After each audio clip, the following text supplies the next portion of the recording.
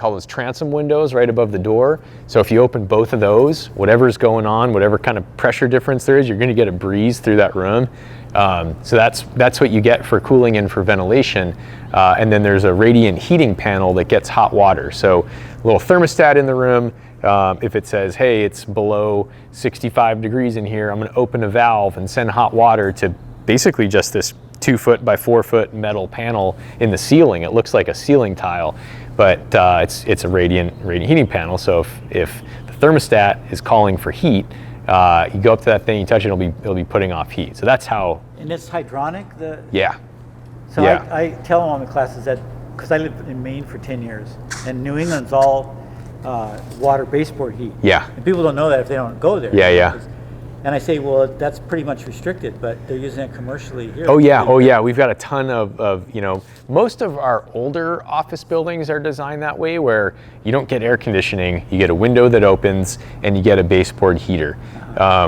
As technology has progressed and building automation systems, control systems have gotten better, we can do things like put an interlock switch in the window so that if you open the window, basically the heating valve closes automatically. So someone cannot have the window open and the heat on at the same time. Right. So they have that in this building and all of our newer buildings, but most of the old ones, you walk in there, window could be wide open, radiator will be blaring.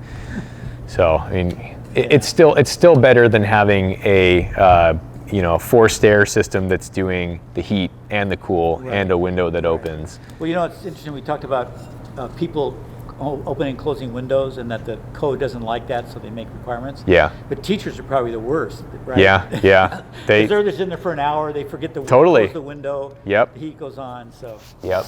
Bad concept. Yeah. Very, very transient schedules, those professors. Right. So this building, there was a lot of focus on passive strategies for minimizing solar heat gain. If you look at the outside of the building, you'll see all the shading over these little office windows.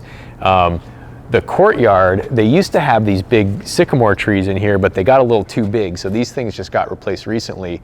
But the idea is they put these trees in the courtyard that lose their leaves in the winter, so they allow the sun in the winter, like a day like today, right? There's no leaves blocking it, so it kind of warms the place up. In the summer, they all sprout their leaves and create this nice shade canopy in here. So they're thinking about things like that for seasonal control of solar heat gain too. Do you know what kind of trees these are? These, I think they're like Lewis, do you know? Where is it? I want to say like Chinese maple. No, I don't. It's so hard to tell without the leaves, right? No, some over here. I thought they were Chinese maple, but I'm probably wrong. Smell it, Lewis. Yeah. Oh yeah, that's right. You're the